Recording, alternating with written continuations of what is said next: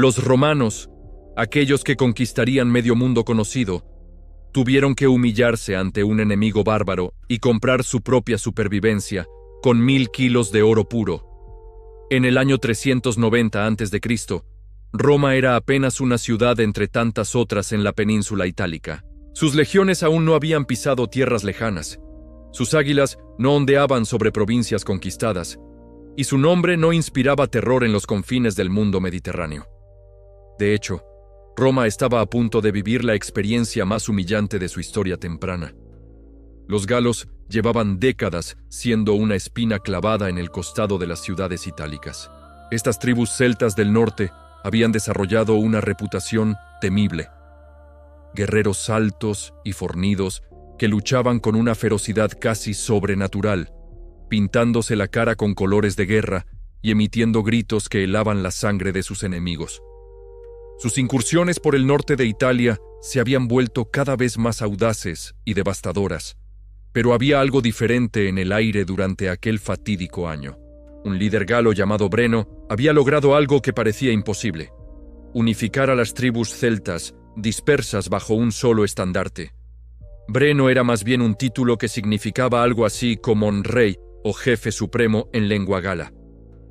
El hombre, tras este título, había demostrado ser un estratega nato y un líder carismático capaz de convertir a guerreros tradicionalmente individualistas en una máquina de guerra coordinada. Los romanos, acostumbrados a lidiar con incursiones menores y conflictos locales, no comprendieron la magnitud de la amenaza que se cernía sobre ellos. Sus espías les informaban de movimientos inusuales al norte, de tribus que abandonaban sus territorios tradicionales y marchaban hacia el sur con familias enteras, carros cargados de provisiones y arsenales completos. Era una migración armada de proporciones épicas.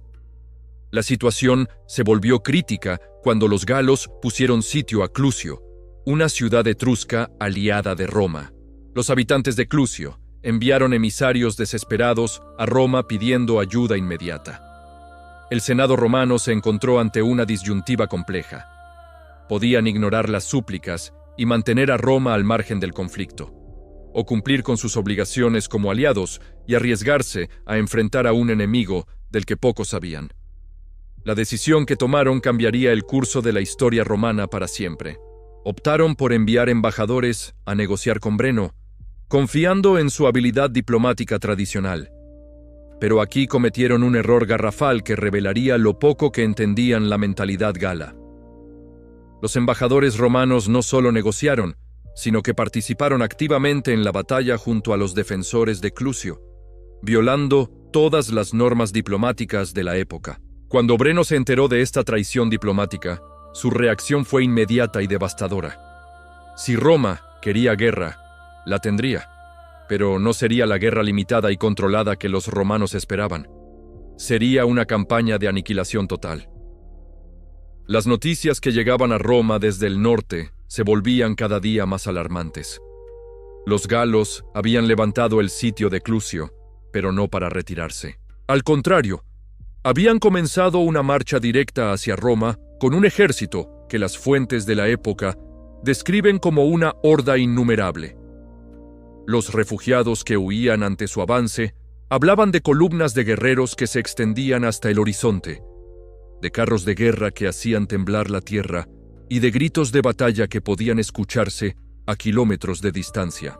Roma se preparó para la guerra con una mezcla de determinación y nerviosismo. La ciudad movilizó a todos los hombres en edad de combatir, desde veteranos curtidos hasta jóvenes que apenas habían completado su entrenamiento militar básico. Se enviaron mensajes urgentes a todas las ciudades aliadas pidiendo refuerzos inmediatos. Las armadurías trabajaban día y noche forjando armas adicionales, pero había algo en el ambiente que no terminaba de cuadrar. Los generales romanos más experimentados mostraban una preocupación inusual. Habían combatido contra samnitas, etruscos y otras tribus itálicas, pero los galos representaban algo completamente diferente. Sus tácticas de combate, su equipo militar y, sobre todo, su mentalidad guerrera eran elementos desconocidos en la ecuación militar romana. La decisión estratégica que tomaría el Senado romano demostraría ser otro error crítico.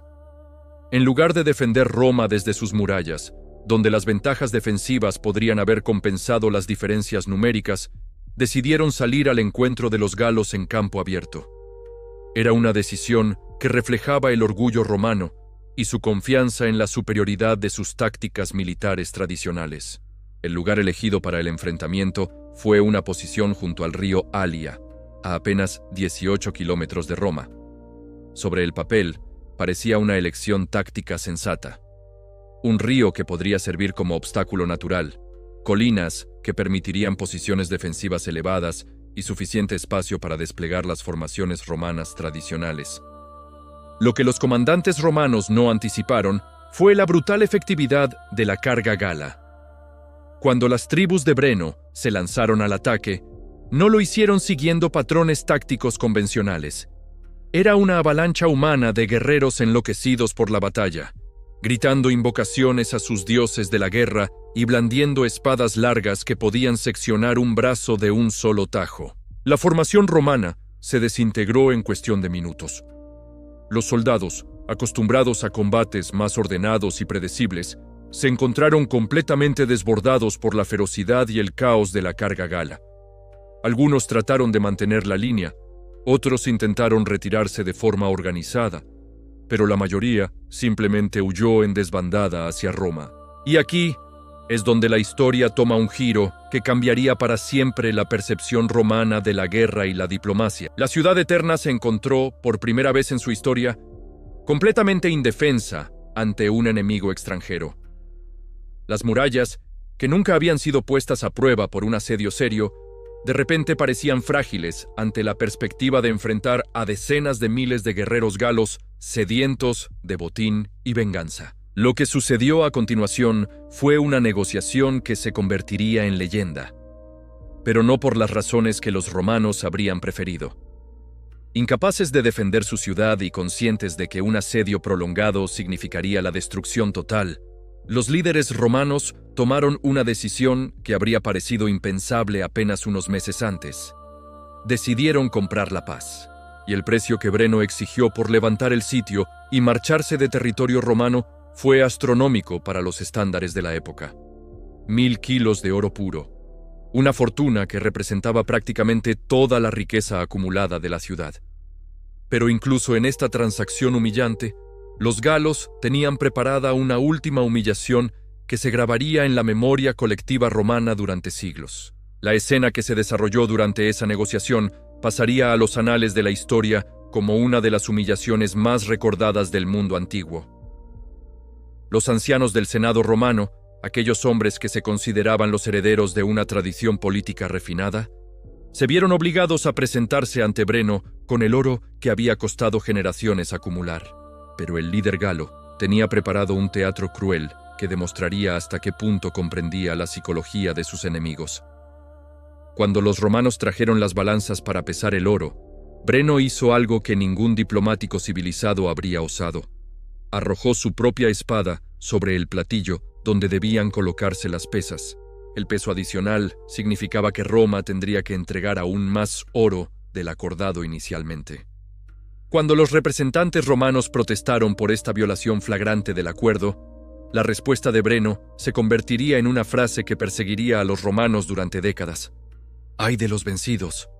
Era una declaración brutal pero honesta sobre cómo funcionaba realmente el mundo. Los fuertes dictaban las reglas, y los débiles las acataban o perecían. Los habitantes de Roma tuvieron que presenciar cómo sus líderes entregaban no solo el oro público, sino también joyas familiares, ornamentos religiosos y cualquier objeto de valor que pudiera encontrarse en la ciudad.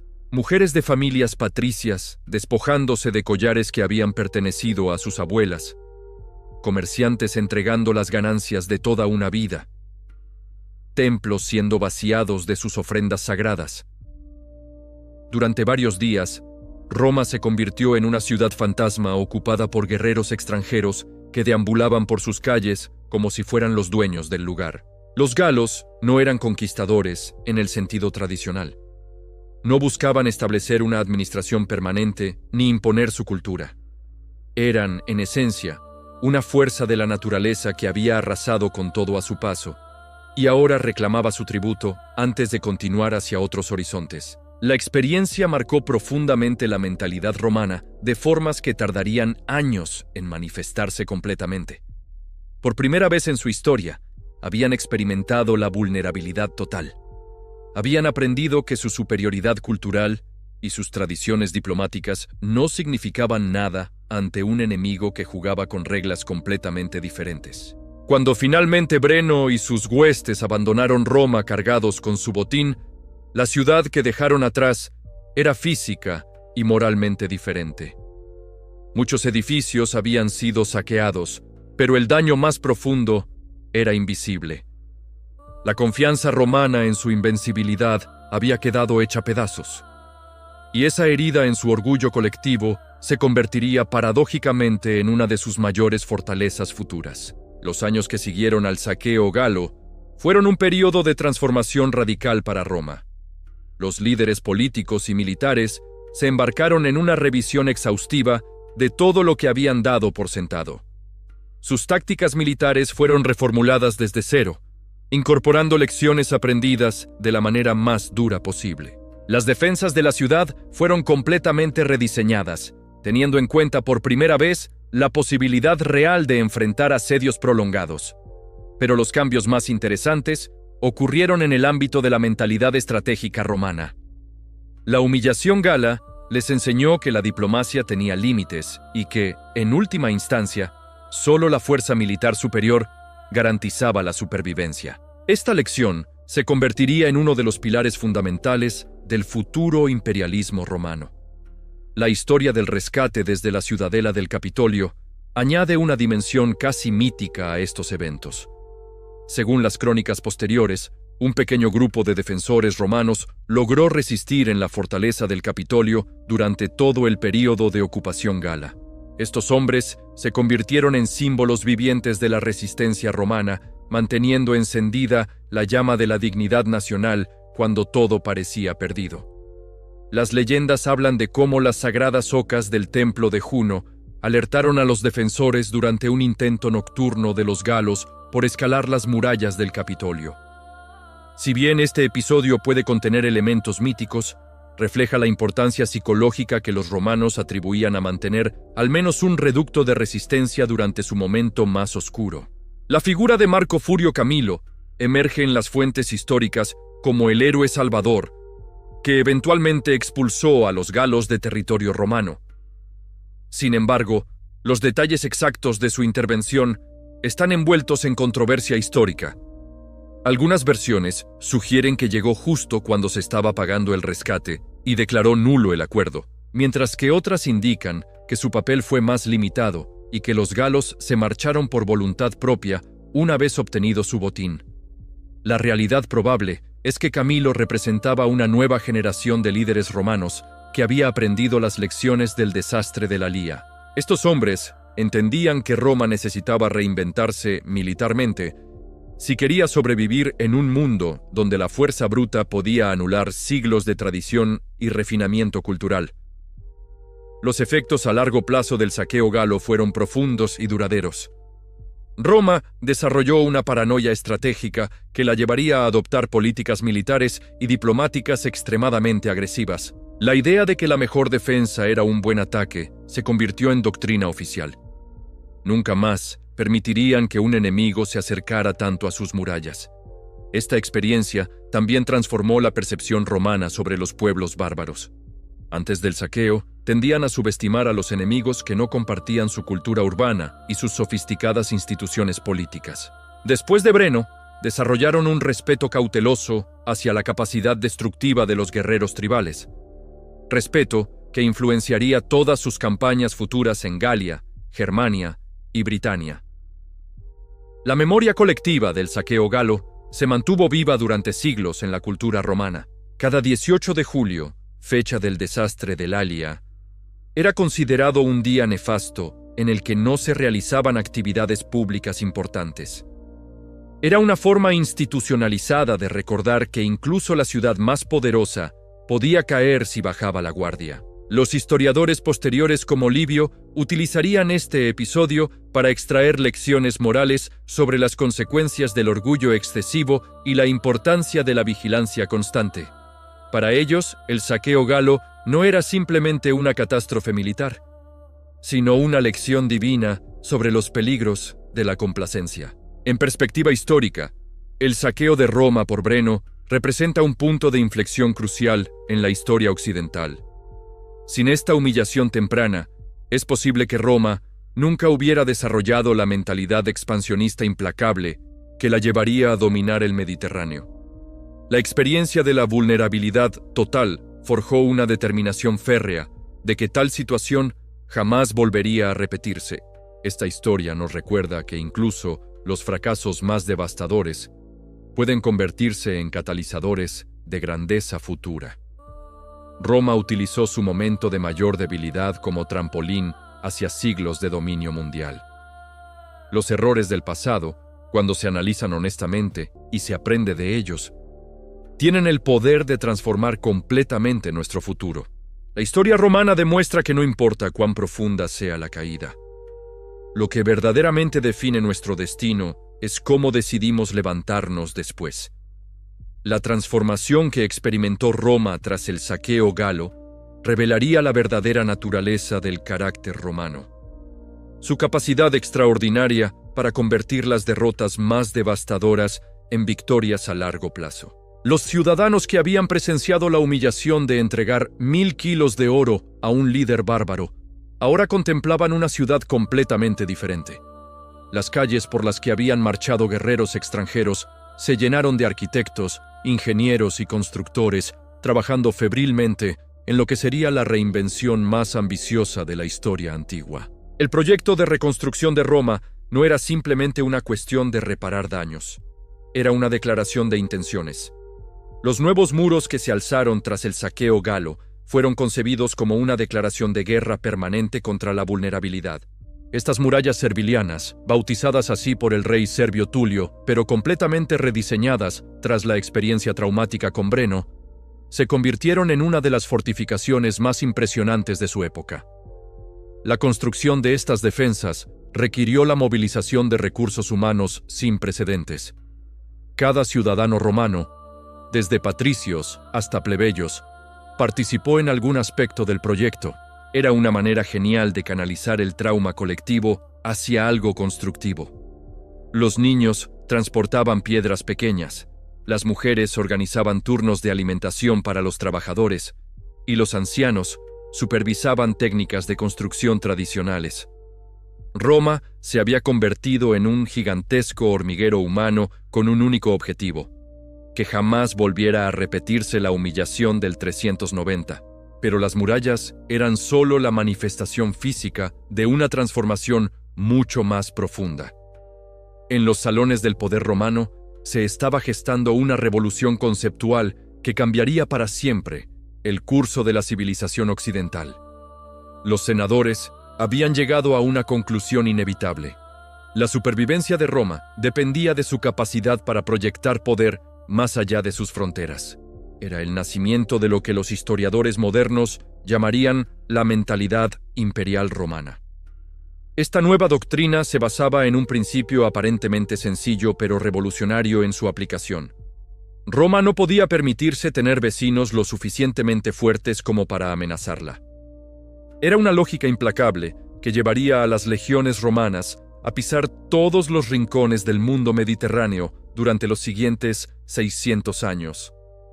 Cada campaña militar futura, cada conquista, cada anexión de territorios podía rastrearse hasta aquel momento de terror absoluto cuando Breno arrojó su espada sobre la balanza del oro romano. Los cambios en el ámbito militar fueron igual de radicales.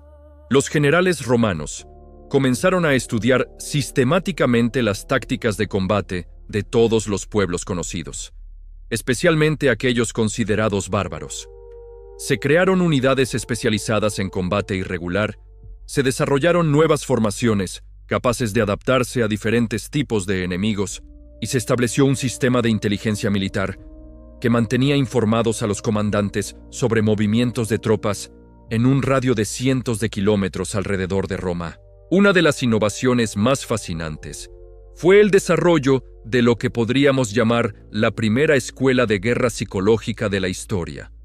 Los romanos habían aprendido que la batalla de la Lía no se perdió únicamente por superioridad numérica o táctica gala, sino por el impacto devastador que tuvo en la moral romana el enfrentarse a un enemigo completamente inesperado. Nunca más permitirían que sus soldados entraran en combate sin conocer exhaustivamente las características, tradiciones y métodos de lucha de sus adversarios. El sistema de alianzas romano también experimentó una transformación radical.